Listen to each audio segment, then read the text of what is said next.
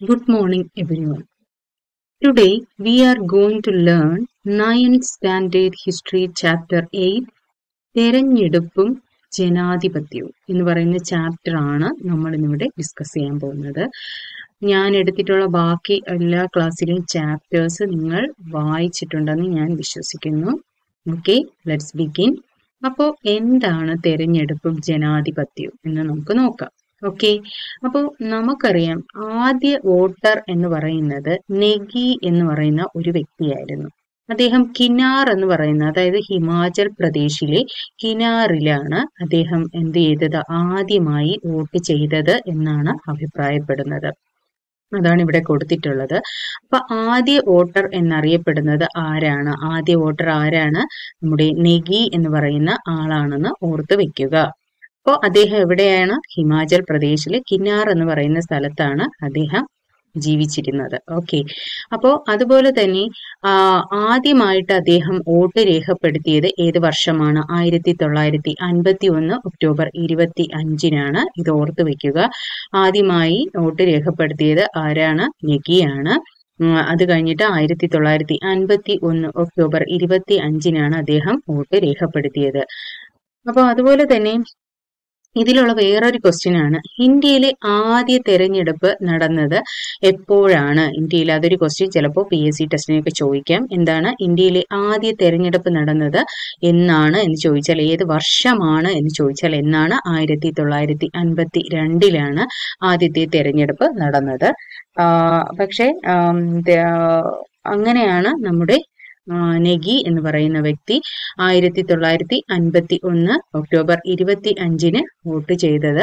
അദ്ദേഹം ഇതിൽ ജനങ്ങൾക്ക് നൽകുന്ന സന്ദേശമാണ് ഈ ഒരു പാരഗ്രാഫിൽ കൊടുത്തിട്ടുള്ളത്. ഓക്കെ, അതായത് വോട്ടവകാശം എന്ന് പറയുന്നത് എല്ലാവരും വോട്ട് ചെയ്യണം. വോട്ടവകാശം എന്ന് പറയുന്ന ഓരോ പൗരന്റെ അവകാശമാണ്.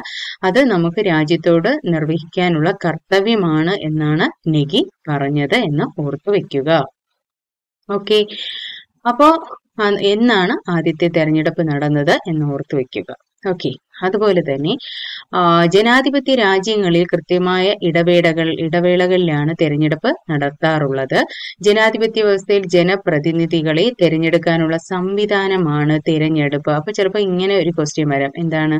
ജനാധിപത്യ വ്യവസ്ഥയിൽ ജനപ്രതിനിധികളെ തെരഞ്ഞെടുക്കുന്ന സംവിധാനത്തെ അറിയപ്പെടുന്ന പേര് എന്താണ് എന്ന് ചോദിച്ചാൽ എന്താണ്?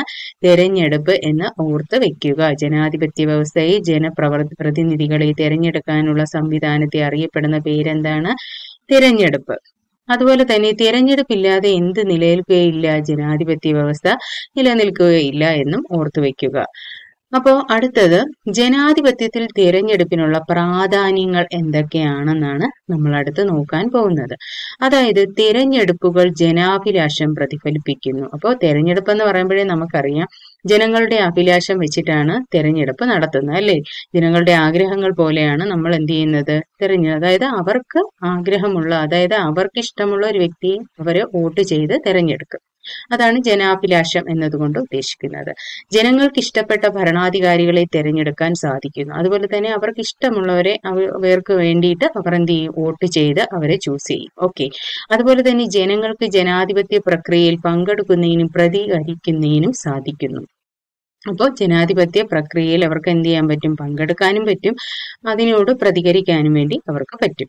ഭരണാധികാരികൾ ജനാഭിലാഷം അറിഞ്ഞ് പ്രവർത്തിക്കുന്നതിന് തെരഞ്ഞെടുപ്പ് കാരണമാകുന്നു. അപ്പോൾ ജനങ്ങളുടെ അഭിലാഷം, അതായത് ജനങ്ങളുടെ അഭിപ്രായം അറിഞ്ഞ് പ്രവർത്തിക്കാൻ ഈ ഭരണാധികാരികൾക്ക് ജനാധിപത്യത്തിലൂടെ സാധിക്കും എന്നാണ്. അപ്പോൾ ജനാധിപത്യത്തിൽ തെരഞ്ഞെടുപ്പിനുള്ള പ്രാധാന്യം എന്താണെന്നാണ് നമ്മൾ പഠിച്ചത്. ഓക്കെ, അതുപോലെ തന്നെ ജനാധിപത്യ ഭരണക്രമമാണ് നമ്മുടെ രാജ്യങ്ങളിൽ നിലനിൽക്കുന്നത്. മിക്കവാറും ലോകത്ത് ഭൂരിഭാഗം രാജ്യങ്ങളിൽ നിലനിൽക്കുന്ന ജനാധിപത്യ സമ്പ്രദായമാണ്, ആണല്ലോ. അപ്പോൾ ഈ രാജ്യങ്ങളിലെല്ലാം സ്വീകരിച്ചിരിക്കുന്ന തെരഞ്ഞെടുപ്പ് രീതികളും സമ്പ്രദായങ്ങളും എന്നാൽ എന്താണ്? വ്യത്യസ്തങ്ങളാണ്. ഓക്കെ, ചില രാജ്യങ്ങളിൽ പ്രത്യക്ഷ തെരഞ്ഞെടുപ്പ്, മറ്റു ചില രാജ്യങ്ങളിൽ പരോക്ഷ തെരഞ്ഞെടുപ്പ് സ്വീകരിച്ചിരിക്കുന്നു. ജനാധിപത്യ രാജ്യമായ ഇന്ത്യയിൽ വിവിധ പ്രാതിനിധ്യ സ്ഥാപനങ്ങളിലേക്ക് സ്വീകരിച്ചിരിക്കുന്ന തെരഞ്ഞെടുപ്പ് രീതികൾ താഴെ കൊടുത്ത ചാർട്ടിൽ കൊടുത്തിട്ടുണ്ട്. അതായത് എന്താണ് പ്രത്യക്ഷ തെരഞ്ഞെടുപ്പ്, എന്താണ് പരോക്ഷ തെരഞ്ഞെടുപ്പ് എന്നാണ്. അതായത് പ്രത്യക്ഷ തെരഞ്ഞെടുപ്പിലൂടെ തെരഞ്ഞെടുക്കുന്നതാണ് ലോക്സഭ, അതുപോലെ തന്നെ സംസ്ഥാന നിയമസഭ, അതുപോലെ പ്രാദേശിക സ്വയംഭരണ സ്ഥാപനങ്ങൾ. ഇതെല്ലാം പ്രത്യക്ഷ തെരഞ്ഞെടുപ്പിലൂടെ തെരഞ്ഞെടുക്കുന്നതാണ്. പരോക്ഷ തെരഞ്ഞെടുപ്പ് എന്ന് പറയുമ്പോൾ രാഷ്ട്രപതി, ഉപരാഷ്ട്രപതി, രാജ്യസഭ ഇതെല്ലാം പരോക്ഷ തെരഞ്ഞെടുപ്പിലൂടെ തെരഞ്ഞെടുക്കുന്നതാണ്. ഇതിന്റെ വ്യത്യാസം മനസ്സിലാക്കി വെക്കുക. അതായത് പരോക്ഷ തെരഞ്ഞെടുപ്പിൽ ഉൾപ്പെടുന്നത് ഏത് എന്ന് ചിലപ്പോൾ ക്വസ്റ്റ്യൻ ചോദിക്കാം, അല്ലെങ്കിൽ പ്രത്യക്ഷ തെരഞ്ഞെടുപ്പിൽ ഉൾപ്പെടുന്നത് ഏത് എന്ന് ക്വസ്റ്റ്യൻ ചോദിക്കാം. ഇപ്പോൾ ലോക്സഭ, സംസ്ഥാന നിയമസഭ, പ്രാദേശിക സ്വയംഭരണ സ്ഥാപനങ്ങൾ ഇതെല്ലാം പ്രത്യക്ഷ തെരഞ്ഞെടുപ്പിൽ. പരോക്ഷ തെരഞ്ഞെടുപ്പിലാകുമ്പോൾ ഏതാണ്? രാഷ്ട്രപതി, ഉപരാഷ്ട്രപതി, രാജ്യസഭ. Okay, understood? അപ്പോൾ അത് കഴിഞ്ഞിട്ട് എന്താണ് പ്രത്യക്ഷ തെരഞ്ഞെടുപ്പ് രീതി എന്ന് നോക്കാം. അപ്പോൾ ജനങ്ങൾ നേരിട്ട് അവരുടെ പ്രതിനിധികളെ തെരഞ്ഞെടുക്കുകയാണ് ചെയ്യുന്നത്. ഈ രീതിയെ പ്രത്യക്ഷ തെരഞ്ഞെടുപ്പ് രീതി എന്ന് പറയുന്നു. അതായത് പ്രത്യക്ഷ തെരഞ്ഞെടുപ്പ് എന്ന് പറയുന്നത് എന്താണ്? ജനങ്ങൾ നേരിട്ട് അവരുടെ പ്രതിനിധികളെ തെരഞ്ഞെടുക്കുന്നതിനെയാണ് പ്രത്യക്ഷ തെരഞ്ഞെടുപ്പ് എന്ന് പറയുന്നത്. എന്നാൽ രാഷ്ട്രപതി, ഉപരാഷ്ട്രപതി, രാജ്യസഭാ അംഗങ്ങൾ എന്നിവരുടെ തെരഞ്ഞെടുപ്പുകൾ ജനങ്ങൾ നേരിട്ട് പങ്കെടുക്കാറുണ്ടോ? ഇല്ലല്ലോ. അപ്പോൾ ജനങ്ങൾ തെരഞ്ഞെടുത്ത് അയച്ച പ്രതിനിധികളാണ് ഇവരെ തിരഞ്ഞെടുക്കുന്നത്. അത് മനസ്സിലാക്കി വെക്കുക. അപ്പോൾ പ്രത്യക്ഷ തെരഞ്ഞെടുപ്പ് എന്ന് പറയുമ്പോൾ എങ്ങനെയാണ്? ജനങ്ങൾ നേരിട്ട് തെരഞ്ഞെടുക്കുന്നു പ്രത്യക്ഷ തെരഞ്ഞെടുപ്പിൽ. അപ്പോൾ ഈ പ്രത്യക്ഷ തെരഞ്ഞെടുപ്പിലൂടെ നമ്മൾ തെരഞ്ഞെടുത്ത പ്രതിനിധികളുണ്ടല്ലോ, അവരിലൂടെയാണ് നമ്മൾ ആരെ തെരഞ്ഞെടുക്കുന്നത്? പരോക്ഷ തെരഞ്ഞെടുപ്പിലൂടെ നമ്മുടെ ഈ രാഷ്ട്രപതി, ഉപരാഷ്ട്രപതി, രാജ്യസഭയിലുള്ള വ്യക്തികളെ നമ്മൾ തെരഞ്ഞെടുക്കുന്നതെന്ന് ഓർത്തുവെക്കുക. അപ്പോൾ ഈ തെരഞ്ഞെടുക്കപ്പെട്ട പ്രതിനിധികൾ എന്ത് ചെയ്യും? വോട്ട് രേഖപ്പെടുത്തിയാണ് പരോക്ഷ തെരഞ്ഞെടുപ്പ് പ്രതിനിധികളെ ചൂസ് ചെയ്യുന്നത്. ഓക്കെ, അപ്പോൾ പ്രത്യക്ഷ തെരഞ്ഞെടുപ്പ് ഇവിടെ എക്സാമ്പിൾ കുറച്ച് കൊടുത്തിട്ടാണ്. ക്ലാസ് പ്രതിനിധി പ്രത്യക്ഷ തെരഞ്ഞെടുപ്പാണ്. അതായത് ക്ലാസ്സിൽ നമ്മൾ വോട്ട് ചെയ്യത്തില്ലേ, അതായത് ക്ലാസ്സിൽ ഒരു ലീഡറിനെ തിരഞ്ഞെടുക്കാൻ വേണ്ടിയിട്ട്. അപ്പോൾ ക്ലാസ്സിലുള്ള കുട്ടികൾ ആരെയാണോ കൂടുതൽ വോട്ട് ചെയ്യുന്നത് ആ കുട്ടിയെ തെരഞ്ഞെടുക്കുക. അതാണ് ക്ലാസ് പ്രതിനിധി. അപ്പോൾ അത് പ്രത്യക്ഷ തെരഞ്ഞെടുപ്പാണ്. പരോക്ഷ തെരഞ്ഞെടുപ്പ് എന്ന് പറയുമ്പോൾ ഈ തെരഞ്ഞെടുത്ത കുട്ടികളിൽ വെച്ചിട്ട് കമ്പയർ ചെയ്തിട്ടാണ് സ്കൂൾ ചെയർമാനെ, അതായത് ഏറ്റവും കൂടുതൽ വോട്ട് ആർക്കാണോ അവർക്ക് സ്കൂൾ ചെയർമാൻ പോസ്റ്റ് കൊടുക്കും, അല്ലേ? അപ്പൊ അതാണ് പഞ്ചായത്ത് മെമ്പറും പഞ്ചായത്ത് പ്രസിഡന്റ്. ഇതെല്ലാം ഏതിൽ വരും? പരോക്ഷ തെരഞ്ഞെടുപ്പിൽ പഞ്ചായത്ത് പ്രസിഡന്റ് വരും. പഞ്ചായത്ത് മെമ്പർ ആകുമ്പോൾ ജനങ്ങളാണ് തെരഞ്ഞെടുക്കുന്നത്. ഓക്കെ, അപ്പോൾ അത് നിങ്ങൾക്ക് മനസ്സിലായെന്ന് വിശ്വസിക്കുന്നു. ഓക്കെ, ലെറ്റ് us see കേവല ഭൂരിപക്ഷ വ്യവസ്ഥ. ഓക്കെ, എന്താണ് കേവല ഭൂരിപക്ഷ വ്യവസ്ഥ എന്ന് നമുക്ക് നോക്കാം. അതായത് ഇന്ത്യയിൽ പ്രത്യക്ഷ തെരഞ്ഞെടുപ്പ് രീതി പിന്തുടരുന്ന ലോക്സഭ, സംസ്ഥാന നിയമസഭകൾ, പഞ്ചായത്ത്, നഗരഭരണ സ്ഥാപനങ്ങൾ എന്നിവിടങ്ങളിലേക്കുള്ള തെരഞ്ഞെടുപ്പുകളിൽ കേവല ഭൂരിപക്ഷ സമ്പ്രദായമാണ് നാം സ്വീകരിച്ചിരിക്കുന്നത്. അപ്പോൾ എവിടേക്കാണ് കേവല ഭൂരിപക്ഷ വ്യവസ്ഥ സ്വീകരിച്ചിരിക്കുന്നത്? ഏതെല്ലാം സ്ഥലങ്ങളിലാണ്? ലോകസഭയില്, സംസ്ഥാന നിയമസഭകൾ, അതുപോലെ തന്നെ പഞ്ചായത്ത്, നഗരഭരണ സ്ഥാപനങ്ങളിലൊക്കെയാണ് നമ്മൾ കേവല ഭൂരിപക്ഷ. ഇത് ചിലപ്പോൾ ഇങ്ങനെ ഒരു ക്വസ്റ്റ്യൻ ചോദിക്കാം: കേവല ഭൂരിപക്ഷ സമ്പ്രദായം നടപ്പിലാക്കിയിരിക്കുന്ന മേഖലകൾ ഏതൊക്കെയാണ്? അല്ലെങ്കിൽ ഏതെങ്കിലും ഒന്ന് കൊടുത്തിട്ട് ബാക്കി തെറ്റിച്ചു കൊടുക്കും. ഏതെങ്കിലും ഒന്ന് മാത്രം ഇതിൽ നിന്ന് ഒരു ക്വസ്റ്റ്യൻ, ഒരു ആൻസർ തരും. ഓക്കെ, അപ്പൊ അങ്ങനെ സ്റ്റേറ്റ്മെന്റ് രൂപത്തിൽ ചോദിക്കുകയാണെങ്കിൽ ചിലപ്പോൾ ഇങ്ങനെ തരും: ലോക്സഭ, സംസ്ഥാന നിയമസഭകൾ, പഞ്ചായത്ത്, നഗരഭരണ സ്ഥാപനങ്ങൾ. ഇതിൽ ഏതെങ്കിലും ഒന്നേ തരത്തുള്ളൂ. അപ്പൊ അതിലേതാണ് കേവല ഭൂരിപക്ഷ സമ്പ്രദായം സ്വീകരിച്ചിരിക്കുന്നതെന്ന് ചോദിച്ചാൽ ഇതിലേതെങ്കിലും ഒന്ന് അതിൽ കാണും. അപ്പൊ നിങ്ങൾ ആൻസർ കണ്ടെത്തി എഴുതുക. അപ്പൊ അത് ഏതൊക്കെയാണ് നിങ്ങൾ അറിഞ്ഞിരിക്കണം, എങ്കിൽ മാത്രമേ എഴുതാൻ പറ്റത്തുള്ളൂ. ഓക്കെ, അപ്പോ ഈ സമ്പ്രദായം അനുസരിച്ച് തെരഞ്ഞെടുപ്പ് നടത്തുന്നത് എങ്ങനെയാണെന്ന് നമുക്ക് നോക്കാം. അതായത് കേവല ഭൂരിപക്ഷ സമ്പ്രദായം അനുസരിച്ച് എങ്ങനെയാണ് തെരഞ്ഞെടുപ്പ് നടത്തുന്നത് എന്ന് നമുക്ക് നോക്കാം. അതായത് രാജ്യത്തെ വിവിധ നിയോജക മണ്ഡലങ്ങളായി തിരിക്കും. രാജ്യത്തെ എന്ത് ചെയ്യുന്നു?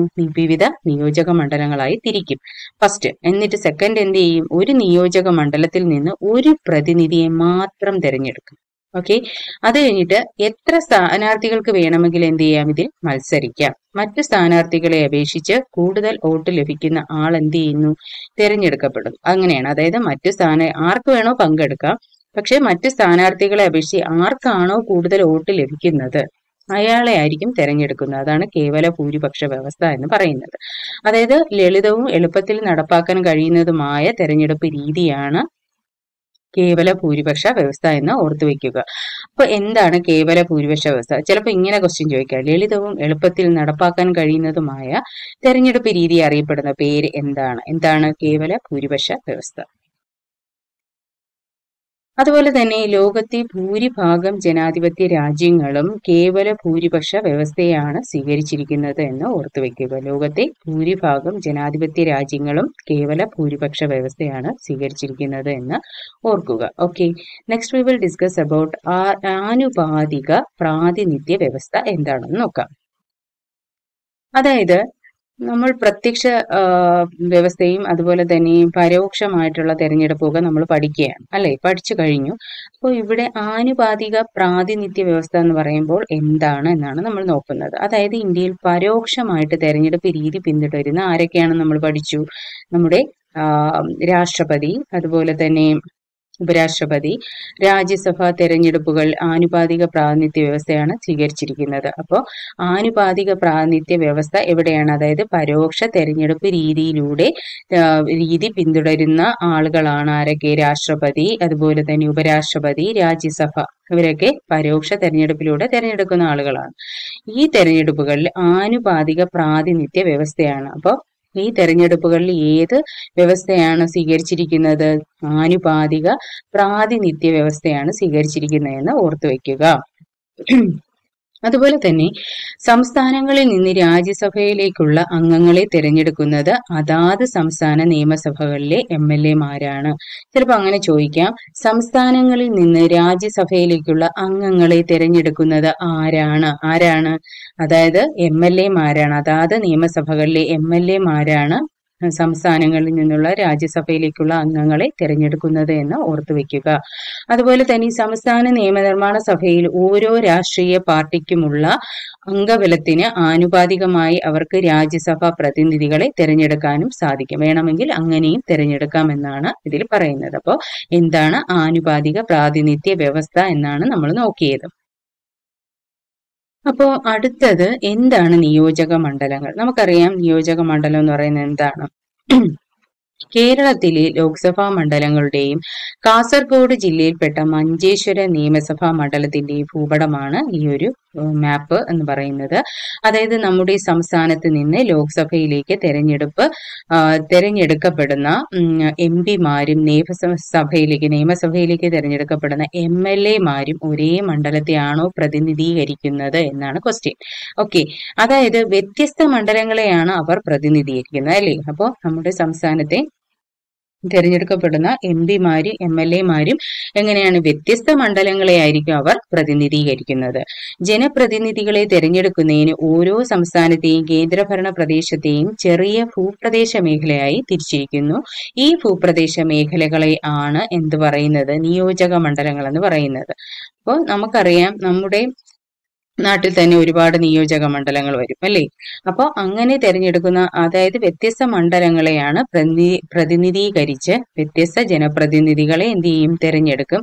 അതായത് ഓരോ സംസ്ഥാനത്തെയും കേന്ദ്ര ഭരണ പ്രദേശങ്ങളെ ചെറിയ ഭൂപ്രദേശ മേഖലയായി തിരിച്ചാണ് ചിത്രീകരിക്കുന്നത്? നിയോജക മണ്ഡലങ്ങൾ എന്ന് അറിയപ്പെടുന്നത് എന്താണ്? ഈ ചെറിയ ഭൂപ്രദേശ മേഖലയാണ് നിയോജക മണ്ഡലങ്ങൾ എന്ന് പറയുന്നത് എന്ന് ഓർത്തു വെക്കുക. അതുപോലെ തന്നെ എല്ലാ നിയോജക മണ്ഡലത്തിലും ഏകദേശം തുല്യ ജനസംഖ്യയായിരിക്കും ഉണ്ടാവുക. ലോക്സഭാ തെരഞ്ഞെടുപ്പിന് വേണ്ടി നമ്മുടെ രാജ്യത്തെ ജനസംഖ്യാ അനുപാതത്തിൽ 543 നിയോജക മണ്ഡലങ്ങളാക്കി തിരിച്ചിരിക്കുന്നു.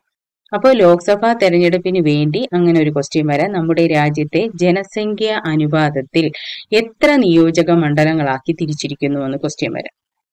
എത്രയാണ്? 543 നിയോജക മണ്ഡലങ്ങളാക്കി തിരിച്ചിരിക്കുന്നുവെന്ന് ഓർത്തു വയ്ക്കുക. ഓക്കെ, അതുപോലെ തന്നെ ഒരു നിയോജക മണ്ഡലത്തിൽ നിന്ന് ഒരു പ്രതിനിധിയാണ് തിരഞ്ഞെടുക്കുന്നത്. അപ്പോൾ ഒരു നിയോജക മണ്ഡലത്തിൽ നിന്ന് ഒരാളെ തിരഞ്ഞെടുക്കാൻ പറ്റത്തുള്ളൂ അല്ലേ. അപ്പോൾ അതുപോലെ ഓരോ സംസ്ഥാനത്തും ജനസംഖ്യാനുപാതത്തിൽ നിയമസഭാ മണ്ഡലങ്ങളുണ്ട്. കേരള സംസ്ഥാനത്ത് ഇപ്പോൾ 20 ലോക്സഭാ മണ്ഡലങ്ങളും 140 നിയമസഭാ മണ്ഡലങ്ങളുമാണ് ഉള്ളത്. അപ്പോൾ കേരള സംസ്ഥാനത്ത് എത്ര ലോക്സഭാ മണ്ഡലങ്ങളുണ്ട്? എത്രയാണ്? 20. അടുത്ത് എത്ര നിയമസഭാ മണ്ഡലങ്ങളുണ്ട്? 140. ഇതൊക്കെ ഇമ്പോർട്ടന്റ് ആണ്. ഇതൊക്കെ നല്ലപോലെ വായിച്ചു വെക്കുക. ഇതൊക്കെ നമ്മുടെ ജില്ലകളാണ് കേട്ടോ. അപ്പോൾ അതുപോലെ തന്നെ അതൊക്കെയാണ് കേരള സംസ്ഥാനത്ത് എത്ര എണ്ണമുണ്ട്? 20 ലോക്സഭാ മണ്ഡലങ്ങളും 140 നിയമസഭാ മണ്ഡലങ്ങളുമാണ് ഉള്ളത് എന്ന് ഓർത്തു വെക്കുക.